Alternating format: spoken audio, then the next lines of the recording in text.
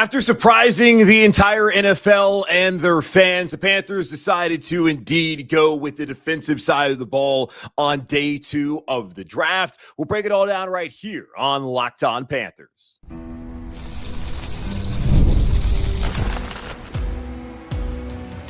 You are Locked On Panthers, your daily Carolina Panthers podcast. Part of the Locked On Podcast Network, your team every day. Welcome into another edition of the Locked On Panthers podcast, a part of the Locked On Podcast Network. I'm your host, as always, Julian Council, talking Carolina Panthers with you every Monday, Tuesday, Wednesday, Thursday, and yes, of course, Friday, your team every day. That's our motto here on the Locked On Podcast Network. Thanks for watching the show right here on YouTube, where I am live right now following day 2 of the 2025 NFL Draft. And thank you for listening wherever you listen to your favorite podcast. Be sure to follow me, Julian Council, over on Twitter and Blue Sky at Julian Council, because next week I am back with the weekly Friday mailbag here on the show. All you got to do is either at me or DM me over on Twitter at Julian Council or at me over on Blue Sky at Julian Council to get your questions in for the weekly Friday mailbag right here on Locked On Panthers. Dan Morgan, he told y'all last night not to worry, right? He told y'all that they were not going to neglect the defense. And I understand you were surprised. You were caught off guard by what happened on Thursday evening when they decided to stay at 8 and take Tetairoa McMillan, the wide receiver from Arizona. I can understand the concern, considering that this was, the worst scoring defense in the history of the NFL, the worst rush defense that we hope to ever see wear the black and blue here in Carolina. I totally understand that, but sometimes you got to do this. You got to take a deep breath. You got to exhale and recognize that they had 8 more picks. There was still plenty of time. And in a draft where we heard ad nauseum, it's a deep edge rusher class, there was an opportunity that they could attack that on day 2. And there's an opportunity even in day 3 that the other spots that they did not address tonight, they can address them then. And this can be a better constructed team, not just for this fall, but for 26, for 27, for 28, and beyond. So an exercise of patience was needed for Panther fans yet again. And I get it. Trust me. I sit here 5 days a week, as I mentioned, talking about this team. Since I've been doing this podcast, this team is 19-59. I understand the angst and the frustration in wanting this team to do well, but you got to let Dan Morgan do his job. And based off of what we've seen from him over the past year plus, seems like he knows what he's doing in that things are headed in the right direction. So let's look back at this night for the Panthers as they come out with 2 selections. Now the draft is still going on right now as I'm live here at 11:13 Eastern time from my hotel room. Yet again, another live broadcast. You can never accuse me of not being willing to go live wherever the hell I am in the world. I'm in Manahawkin, New Jersey, for crying out loud. What the hell did I do to get here, to be in a Holiday Inn in Manahawkin, New Jersey?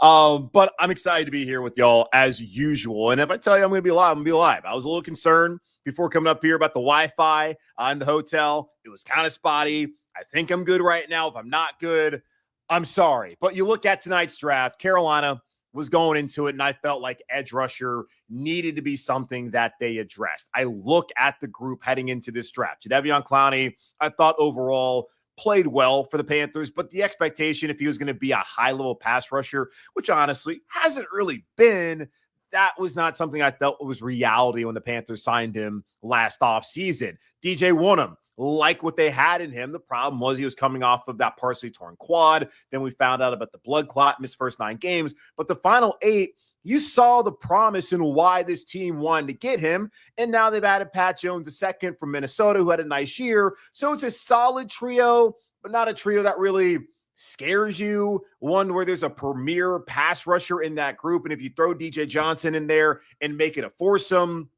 it's less than okay. It's below average and one of the worst edge rushing groups in the NFL. I know I just said solid, not really solid, just trying to be more positive about it, even though the reality is not really that entertaining. So they needed to try to find an ace pass rusher in this draft, or at least elevate the floor, which I think is what they did tonight with the selections that they made, what we're going to get into in just a moment. So I was appreciative of the Panthers recognizing that they needed to attack the defensive line, in particular, the edge rusher spot on night 2 of the draft. Now, looking at it, we saw a couple of guys go off the board. We looked and saw that Donovan Ezaraku on the board, J2 Moloau at Ohio State back-to-back. And there might have been some concern, okay, is Carolina going to move up? And I had plenty of you throughout the day hitting me up on Twitter at Julian Council asking, do you think the Panthers are going to move up today? Is that going to be in the cards? And I was pretty busy. I was traveling. I had to fly to Philly, then drive over to New Jersey. I had some other things going on with this wedding I'm attending tomorrow. But I did see some of those messages and got back to some of the people, not you people, but some of the people who had hit me up.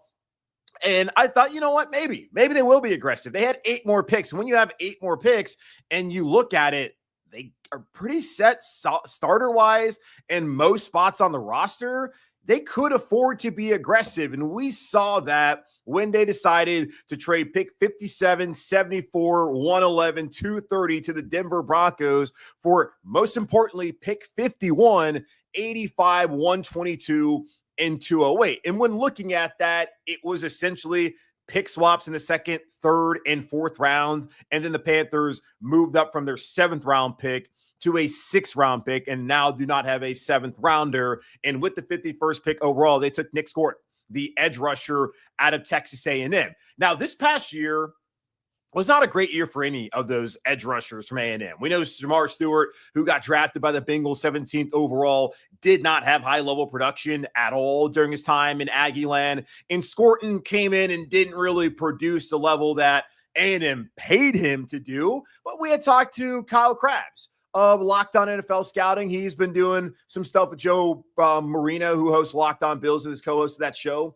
over the last couple of days here on the network, talking about the draft and all these prospects. And Kyle had talked about just the scheme that Mike Elko, the former Duke head coach, now runs down there at A&M, where they're not very attacking.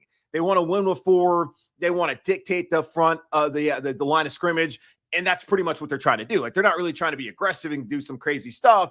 And when a guy like Nick Thornton comes in, who had 10 sacks at Purdue, and Purdue is one of the worst FBS programs right now in the Power 4, and hell, the Power 2, you want to look at the SEC and Big Ten, they have not been good. Nick Scourton was a dog in 2023. But then this past year, you didn't see that high-level production. And I was someone who, hell, Labor Day weekend, when Notre Dame was down their top left tackle and Charles Jagasaw, and they had another offensive line who was injured and a bunch of young guys, I was thinking that Shamar Stewart, Shamar Turner, and Nick Scourton are going to eat. And that did not happen as Notre Dame won that game on the road at A&M. Now, I guess that's just A&M in any sort of big spot at home, not winning those games, but still, you didn't see what you wanted to see from Nick Scourton. So I look at that as more scheme than whether the player can play. Because looking again, back at 2023, had 10 sacks, 15 tackles for loss. You want to even talk about just TFL's last year in his lone season in College Station, had 14 and then 5 sacks. That's 2 tackles for loss also in 2022 as a freshman at Purdue. And so 2 sacks, 2 tackles for loss. So in his career in college, 31 tackles for loss, 17 sacks. I do think that he is a solid player and someone who absolutely raises the floor of what this edge rusher group looks like now in Carolina. And to just do pick swaps in a 2nd, or you're moving up, you're moving back in the 3rd, you're moving back in the 4th, and then you're moving from your 7th to a 6th rounder. It ain't like they gave up a ton, if really anything at all, to get in position at 51 to get a player who could help them when they had seen Ezaraku and Tui Moloau both go off the board earlier in the 2nd round there in the 40. So why wait and potentially miss out on a player who you love? And I did not go and see what Dan and Dave said tonight. I don't know whether they spoke to the media. I'm sure they did. I did not watch any of that stuff, as I'm just getting back a few moments ago. So this is just me off the cuff kind of reacting to what happened tonight. But I do like that pick, and it was necessary. And I do think that Scorton has produced, but has a little bit more upside than what we saw this past season down there at A&M as far as actually getting home to the quarterback. Now let's take a quick little deal here with LinkedIn. Just want to tell you all about them for a second. As a small business owner, your work doesn't end when the clock hits 5. Your business is always on your mind, which means when it's time to hire, you need a partner that works just as hard as you do.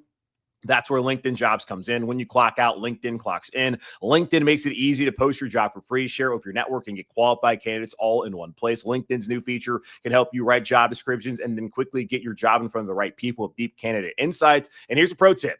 Add the hashtag hiring frame to your profile picture to double your reach to qualify candidates. No wonder 72% of small businesses say LinkedIn helps them find high-quality hires. Post your job free at linkedin.com/LockedOnNFL. That's linkedin.com/LockedOnNFL to post your job for free. Terms and conditions apply. And, of course, we know that was not the only move the Panthers made as far as that outside linebacker edge rusher group goes on Friday evening, as they did make another trade later on. In the third round, they traded the 85th pick, which they got from Denver in the pick swap that they made. They were originally at 74, dropped back to 85. They moved off of the 85th pick and then pick 146. Panthers came into this draft with 3 third-round picks. This was the second lowest, I guess, the middle pick of those 3 fifth rounders that they had. So they moved on from pick 146 and then 85 to move up to 77th overall there in the third round to take Princeley Umanmielen, which I'm sure plenty of you saw that name. You're like, how do I say that? Princeley Umanmielen, who coincidentally has a brother named Prince Will Umanmielen, who also is playing at Ole Miss and ditched their old friend Matt Rule there in Lincoln at Nebraska. So Princeley Umanmielen is a guy who spent 5 years in school. The first couple of years he spent down in Gainesville at Florida. Then this past season, Ole Miss was going all in the playoff. They threw the bag at him. He went out there and had his best season of his career. 14 tackles for loss, 10.5 sacks. You look back at his career in college, 40 tackles for loss in 5 years playing, 25.5 sacks, someone who really produced at a high level last year. And I don't want to say like a late bloomer because he did in his last year at Florida have 7 sacks, 12 tackles for loss. But the last 2 years as an older player in college, as a 4th year, then a 5th year in this never-ending eligibility age of the NCAA, which is kind of insane. But hell, it works out in the favor of players like Umanmielen to where if he had to come out after 4 years, is he being drafted in the third round? I don't know. But he gets an opportunity to get a bag down there in Oxford last year, to play the best he's ever played, and now to get an opportunity to get drafted in the third round by the Panthers. And again, another move where it's not like they gave up that much. They moved up closer. They gave up a 5th rounder. They already had 3. What were they going to do with all those 5th rounders anyways? I can't really be upset about that. And I don't think you should be either. So I love it. I truly do. Like I've said it multiple times on here. Said it earlier. I did not love the group that they had at edge rusher. Now, do I love the group that they have now? I can't say I love it, but I'm intrigued. I wasn't intrigued by Jadeveon Clowney. Wasn't intrigued. I guess I was intrigued by DJ Wonnum if he could stay healthy for 17 games, how good DJ could be. Pat Jones, not that interested. So 2 of the 3 that you're depending upon, really wasn't that excited about. DJ Johnson, don't even need to talk about him. We can talk about the consequences now of these decisions for Carolina as it pertains to DJ Johnson. We'll spend some time this upcoming week talk about the winners and the losers of the draft here in Carolina. That's talking about guys who are deeply impacted in a positive and negative way by the draft picks, which still will play out on Saturday afternoon up there in Green Bay. We're, by the way, friends of the show, Moritz and Kai, who were named the International Fans of the Year for the Panthers, they get to call out a pick, which is super cool. So excited to see when that happens. So if anyone knows who those guys are, which you should, like they do a Panthers podcast in German. They're awesome. Got to hang out with them in Munich. Please take a photo or video for me because I may miss it just based off of what I got going on tomorrow on Saturday. But either way, getting back to why you're all here in the pick, I do feel way more intrigued about this group, as I was saying, because they have 2 young guys in Nick Scorton and Princeley Umanmielen, who are both coming from the nation's best conference, that being the SEC, and even Scorton coming from the Big Ten prior to that and having produced at a high level at Purdue when Purdue's had some good players who have moved on to bigger schools in the Power 2, that being the SEC and Big Ten. But they've not been a good football team, and you know who you got to worry about. And he was the guy who can be concerned about a couple years ago. And this past year, had more tackles for loss, not a ton of sacks. I do think that they've gotten 2 guys who, if you're telling me after this season, Clowney's gone. Pat Jones, maybe they don't keep him around, and those two are ascending as second-year players as being that dynamic duo. I can see it, and maybe not next year in 26, but certainly in 27 as third years, you would think that could be a nice duo. Maybe they add another one down the road in the first round. I just don't think it's ever a bad thing. You look at what the Giants did at third overall when they already had Kayvon Thibodeau, who they took in the first round. They already, of course, have our old friend Brian Burns. They didn't care. Get after the passer. They brought in Abdul Carter, and it was the easiest pick any team has had to make so far in this draft. Carolina, they were aggressive, like I'm sure a lot of y'all wanted to see after so many years of where I think Scott Fitter was fairly aggressive, and clearly the organization was when they traded up a couple years ago to number 1 overall to get Bryce Young. And we even saw back in 2021 during Scott's first draft how they maneuver the board throughout that evening, especially on Friday night. We know that they have not necessarily been gun shy, but to see Dan Morgan, who again, every time Dan tells you he's going to do something, damn it, he does it. He said, we're not going to neglect the defense. And they did not neglect the defense here on night 2 of the draft. And they went out there and they got Princeley Umanmielen and Nick Scourton. So I'm excited to see what these guys can do in black and blue moving forward. And I would think that at this point in time, they're done at edge rusher. You have those two. You got Jadeveon. You got DJ. Like that 4 right there. Excited about what they can do. I don't know if it's going to be top half of the NFL. That's still a lot to put on Umanmielen and on Scorton, but that's a foursome that better than what they had last year, no? So that's kind of the barometer. You can't get too overhyped about some of these things. You got to let it play out. But when you look at what they had last year, which was Clowney, and then like Charles Harris for a little bit, Eku Leota for like a couple of weeks, DJ Johnson doing nothing. It was bad. And then DJ Wonnum comes in at the end of the season. Now you're looking at it. Clowney's coming back, going to be more in a rotational role. And you look at what he did a couple years ago up in Baltimore as a rotational guy, had 9.5 sacks. Do I expect him to have 9.5 sacks this season? No. But do I think that he could potentially improve upon his sack total from a year ago, playing less snaps, being in a better spot in a rotation? Yes. So you have him coming back. Wonnum, if he stays healthy, maybe an 8-sack guy. So I like that. Pat Jones, we'll see. But 2 young guys now in Umanmielen and in Scorton who come in there and they have upside and they have promise. DJ Johnson, what does this mean for him? Respectfully, who really cares? Probably fighting for a roster spot, and that's how it works. The draft, you may love it. We may love it. Players should hate it because they're going out there and drafting replacements. And yeah, DJ Johnson, yo ass just got replaced tonight. That's what happens. Show up to camp, work hard, earn your spot. Otherwise, hit the bricks. That's just how the league works. Not for long. So that we'll see how it plays out. But I'm looking at those 5: Jones, Clowney, Wonnum, Scorton, Umanmielen. Those are the guys you're really looking at as your edge rushers this upcoming season in Carolina. Day 3. Let's get to that here in just a moment as far as how they should approach it. Let me pay the bills one more time here, talking about our friends over at FanDuel. The NBA playoffs are here, and FanDuel is giving new customers an incredible way to get in on the action. Right now, when you join FanDuel and place your first $5 bet, you'll get $250 in bonus bets if your bet wins.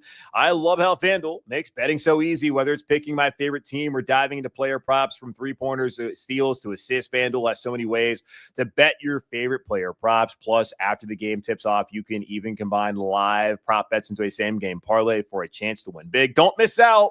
Head to FanDuel.com and claim your $250 in bonus bets today. Shout out to 342 of you with me right now on YouTube, where I have been live the last 2 nights talking about the draft here at the Holiday Inn in Manawak. Maybe there's somebody out there who's been here. There's apparently a bunch of weddings going on in this building. This is not where the one I'll be attending will be tomorrow, but hanging out, enjoying my time here in Jersey. I've been on the Turnpike. I was leaving Philadelphia a couple years ago. Well, hell, it's been a decade now. When I lived in Connecticut, working back at ESPN Radio in those days, I've been to the Jersey Turnpike. I've never stepped foot in Jersey, I don't believe, until today. So, hey, glad to be here, I suppose. But getting into day 3, what do they got to do? Looked at my group chat, and my buddy Grant's like, yeah, so they got to get a safety, right? I would think that would be the top of needs for the Panthers. We go back to the mock draft that I did on Tuesday of this week. I did neglect to get a safety until doing so in the 4th and in the 5th rounds, where I went back to back with, I believe I went with Jonas Sanker and then with Billy Bowman. Now Sanker's off the board, the safety from Virginia. He ended up getting drafted in the 3rd round and going to, let's see, the Saints. Okay. He's gone to the Saints. Another name that we've talked about, Kevin Winston Jr. from Penn State. He is also off the board. Shedeur Sanders, man, has not been drafted. Xavier Watts, he's off the board as well. So 3 safeties looks like go off the board when it comes to not day 3, but round 3. Nick Eamon-Warry from South Carolina, he was never going to be in range anyways. Had to really trade up to get there. He went off the board at 35. Andrew Makuba. So names we've talked about, but Billy Bowman still available. Looking at best available here on my phone, because I don't want to mess up with the computer Wi-Fi. So Billy Bowman is the top available safety for the Clemson people out there who have said, why have the Panthers never taken a Clemson Tiger? RJ Mickens, he's still up here. Still, when I think of Mickens, I hate to bring up, bad stuff, Clemson fans, but that damn playoff game in Austin, if you don't touch the offensive lineman, it's a pick 6, and maybe, they probably don't win that game. But Billy Bowman, RJ Mickens, Jalen Reed, also from Penn State, Lathan Ransom. Those are the guys. Malachi Moore from Alabama. Bowman's probably a guy that you want to use as more like a nickel. Mickens has the size. He's only 6 foot, I guess. We'll see what they do. I will say this. I do think this is going to be a position that they circle back to after the draft. And we've had these conversations before ahead of the draft that even if they took a safety, probably we're going to go back and look at some of those veterans. And I'm thinking top of mind, Julian Blackman. I mean, he's got a great first name, obviously, so why not bring him to Charlotte? There's enough room for 2 Julians. Still Julian Blackman, he can come in. You also look at Marcus Williams, didn't play great last year in Baltimore, but looking at what they have right now and what's just basically Trevon Merrick and Damani Richardson, who's probably, again, penciled in to start.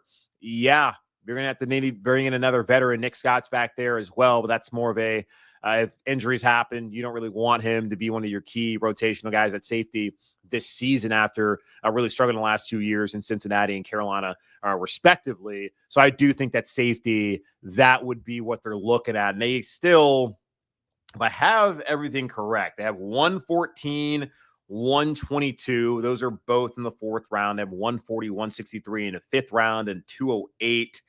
And then they do not have a 7th round pick. Let me cross-reference this with Darren Gant, because he usually does a good job of, updated the full list of picks. We're doing it live, so, hang in there with me. Let's see. Did I get it right? They have, yes, 114, 122. Those are the Cowboys and Broncos picks from trades that they've made. The Cowboys, thank you, Jonathan Mingo, and Jared Jones. 140, that's from the Giants trade last year, Brian Burns.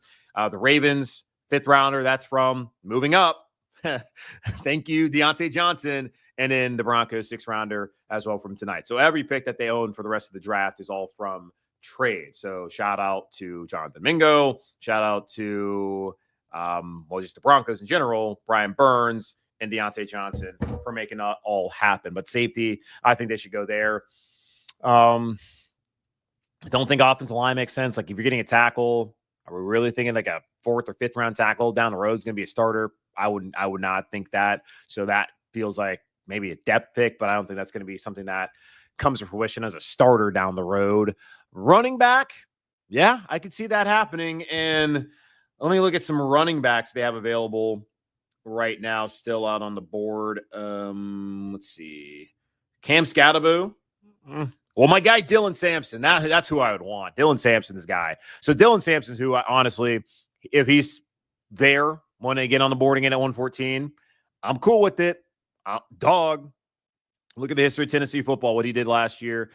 I would take him immediately. I think he fits in this locker room perfectly. Tight end, Gunnar Helm is still available. Mitchell Evans is out there as well. Jackson Hawes from Georgia Tech. CJ Dupree. I like Helm a lot. Do they want to go back-to-back Texas tight ends? Does it matter? Go ahead. Mitchell Evans, really good for Notre Dame the last couple of years. I think that could make some sense. Maybe corner. Quincy Riley, they brought him in for a top 30. He's still available for them. So that's another name to throw out there. But I would think safety would be, as far as just like clear holes, that's the hole. They have one true surefire starter. Richardson, not trying to like underplay him. But again, UDFA from a year ago, I think they like him, but they need to add more to that group. And a day 3 guy, is that going to be enough? Probably not. I think they circle back again. So that's where things stand heading into the final day of the 2025 NFL draft for your Carolina Panthers. Will not be around to do a live show like I did last year. I did not realize it was like a 7-hour broadcast. I should have known that, but I did not realize last year it was going to be 7 hours. I sat there all day, like, why am I at home on a beautiful day? But I will be back with y'all on Sunday.